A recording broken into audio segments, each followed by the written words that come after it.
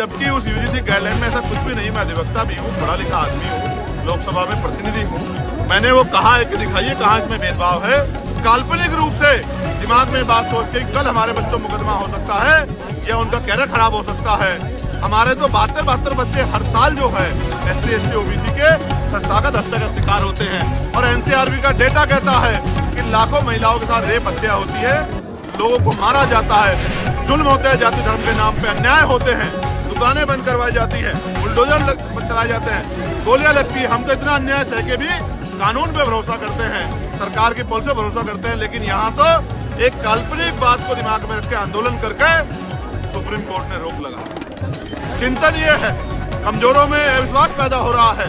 सरकार ने लगता है खेल किया है, इसलिए सरकार की परीक्षा है और हम लोग 11 तारीख को आंदोलन कर रहे हैं जंतर मंतर पे इसी बात के साथ कि हम यूजीसी को वापस जो है लागू करा के रहेंगे। SC ST OBC के बच्चों को मरने नहीं देंगे, संस्थागत हत्या नहीं होने देंगे, अपने अधिकारी कर्मचारी का भेदभाव नहीं होने देंगे और जो बाकी जो है सेक्टर उन सब में भी यूजीसी की गाइडलाइन लागू हो, वो भी इसकी परिधि में आए, चाहे वो IIT हो IIM। ये मुजफ्फरनगर से 3 मंडलों के कार्यक्रम शुरू हुए थे। मुजफ्फरनगर के बाद आगरा में हुआ, आज यहाँ है, फिर 8 तारीख को संत कबीर नगर में है, फिर जौनपुर में। ये कार्यक्रम लगातार चलते रहेंगे। आजाद समाज पार्टी 2027 के लिए कमर कस चुकी है। कमजोर वर्गों में भाईचारा किस तरह बने, कमजोर वर्गों के लोगों को एकजुट कैसे किया जाए, उनकी संख्या के आधार पर उनके अधिकार उनको कैसे मिले। और जिस तरह से अभी यूजीसी में जब यूजीसी के लिए गाइडलाइन आई, किस तरह का माहौल बना, किस तरह से दलित पिछड़े वर्ग के लोगों को, यहाँ तक कि प्रधानमंत्री जी को भी जो है जिनको हिंदू हृदय सम्राट बताया, उनको भी गालियां दी गई जाति के आधार पे। ये सच है कि जो हिंदू राष्ट्र की बात होती है, जो जात पात की करो विदाई, हिंदू भाईचारे की बात होती है, वो खोखला है। उसके पीछे जाति सच है। जब किसी भी जाति के अधिकारों पर अतिक्रमण होगा तो वो हिंदू की प्रीति से बाहर निकल के अपने अधिकारों के लिए लड़ेगी, जैसे भी स्वर्ण जाति के लोग लड़े। और जबकि उस यूजीसी गाइडलाइन में ऐसा कुछ भी नहीं। मैं अधिवक्ता भी हूँ, पढ़ा लिखा आदमी हूँ, लोकसभा में प्रतिनिधि हूँ।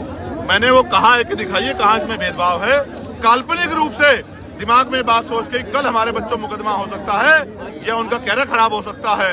हमारे तो 72 बच्चे हर साल जो है SC ST OBC के संस्थागत हत्या का शिकार होते हैं। और NCRB का डेटा कहता है कि लाखों महिलाओं के साथ रेप हत्या होती है, लोगों को मारा जाता है, जुल्म होते हैं, जाति धर्म के नाम पे अन्याय होते हैं, दुकानें बंद करवाई जाती है, बुलडोजर चलाए जाते हैं, गोलियां लगती है। हम तो इतना अन्याय सह के भी कानून पे भरोसा करते हैं, सरकार की पुलिस पे भरोसा करते हैं, लेकिन यहाँ तो एक काल्पनिक बात को दिमाग में रख के आंदोलन करके सुप्रीम कोर्ट ने रोक लगा। चिंतन ये है, कमजोरों में अविश्वास पैदा हो रहा है।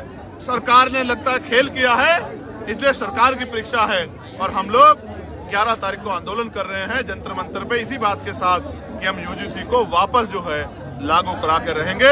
SC ST OBC के बच्चों को मरने नहीं देंगे, संस्थागत हत्या नहीं होने देंगे, अपने अधिकारी कर्मचारी के साथ भेदभाव नहीं होने देंगे और जो बाकी जो है सेक्टर उन सब में भी यूजीसी की गाइडलाइन लागू हो, वो भी इसकी परिधि में आए, चाहे वो IIT हो IIM हो, चाहे वो एम्स हो, चाहे मेडिकल सेक्टर हो, चाहे कृषि के जो विश्वविद्यालय, उन सब जगह भी ये गाइडलाइन ला रही हो, क्योंकि इस देश में जाति सच है और जाति के आधार पर भेदभाव हो रहा है।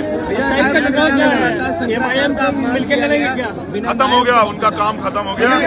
27 का चुनाव का MIM के साथ मिलकर लड़ेंगे क्या यूपी में? नहीं, आजाद समाज पार्टी जन सैलाब को आप देख रहे हो, ये जन सैलाब इस बात की गवाही दे रहा है कि आजाद समाज पार्टी के लोगों ने कमर कसी हुई है। हमने 2024 में 2 ही सीटों पे चुनाव लड़ा था बंधु। एक हम लोग लड़े नरगिना, जो हम जीत गए 1,51,000 से। दूसरे लड़े थे हम लोग डुमरियागंज, जहां हम लोग तीसरे नंबर पर रहे। अभी तो आप 2027 में और तीसरे पंचायत चुनाव में आजाद समाज पार्टी का प्रयास तो देखो, आपको एहसास होगा, क्योंकि मीडिया के लोग बड़ी बड़ी पार्टियों को संख्या के आधार पर काउंट करते हैं। आजाद समाज पार्टी को पहले भी आप काउंट नहीं करते थे, आज भी आप काउंट ना करो, लेकिन जनता बोल रही है कि आजाद समाज पार्टी बड़ी ताकत उत्तर प्रदेश में बनने जा रही है। इसी के डर से पंचायत चुनाव पीछे हटे लग रहे हैं। भैया अखिलेश यादव पे आपकी कभी कभी बात चलती थी कि गठबंधन होगा, लेकिन आज यहाँ से सांसद हमारे कार्यक्रम पे बात करो ना, कहाँ को आप। SIR में आज के लिए मैं आपको बहुत इंपॉर्टेंट खबर बताता हूँ। मेरी लोकसभा क्षेत्र नगीना के हमारे कार्यकर्ता बड़े सतर्क है। वहाँ एक सुरक्षित विधानसभा पड़ती है नेटोर से लगभग 30,000 आपत्तियों के फार्म चुपचाप रात को तहसीलदार के दफ्तर में आए। जब तहसीलदार साहब से पूछा गया तो उन्होंने कहा कि कल रात तक जब मैं ऑफिस बंद कर गया तब तक तो नहीं थे। तो फिर कहां से आ गए? सारे नाम एक एक व्यक्ति के नाम से 100 फार्म एक एक बूथ पे आपत्ति के भरे गए हैं। अभी तक उनमें नाम भी नहीं कि आपत्ति किसके खिलाफ है।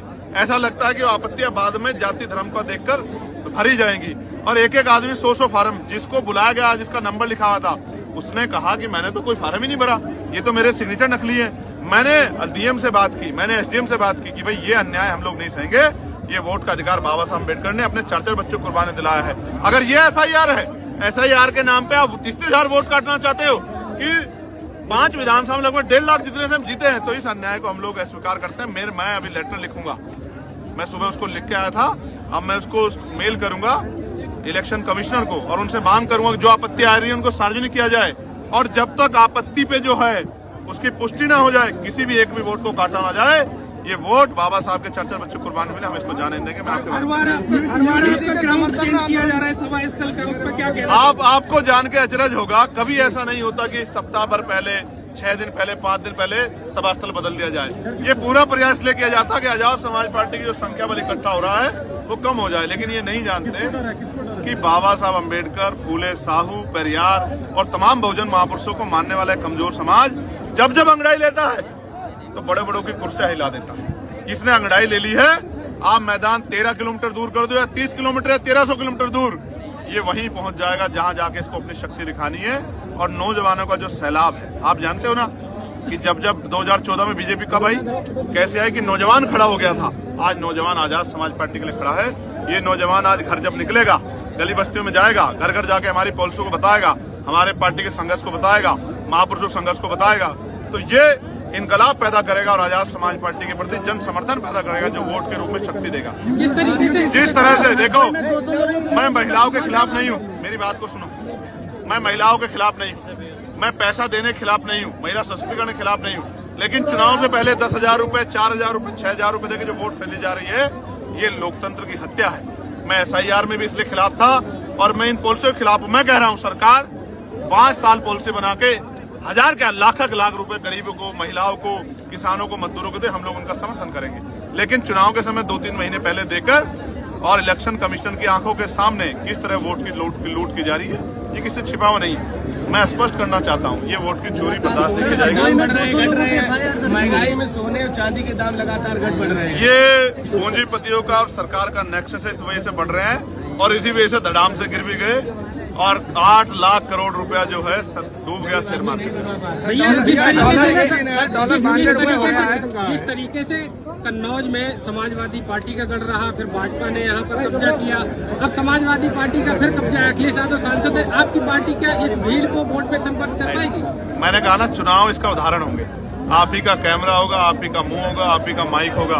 पंचायत चुनाव का रिजल्ट आ जाएगा, चुनाव अगर चुनाव से विधानसभा चुनाव से पहले होगा तो आप ही बोल के बता देना कि भीड़ है या मेरा परिवार है जो एक टांग पे खड़ा होके, लोग बुलाए से नहीं जाते, पैसा देने से नहीं जाते, मिठाई देते हैं लोग, गाड़ी देते हैं, शराब देते हैं, नोट देते हैं, तब नहीं जाते।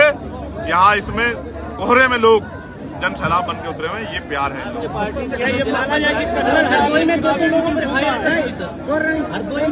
हरदोई के योद्धा डरने वाले नहीं है, झूठी एफआईआर से हम लोग नहीं डरते। मैंने अधिकार से बात की है कि इस अन्याय को हम लोग नहीं सहेंगे। अधिकारियों ने विश्वास दिलाया कि ये दबाव में जो कार्रवाई होगी तो हम लोग उसको वापस देंगे।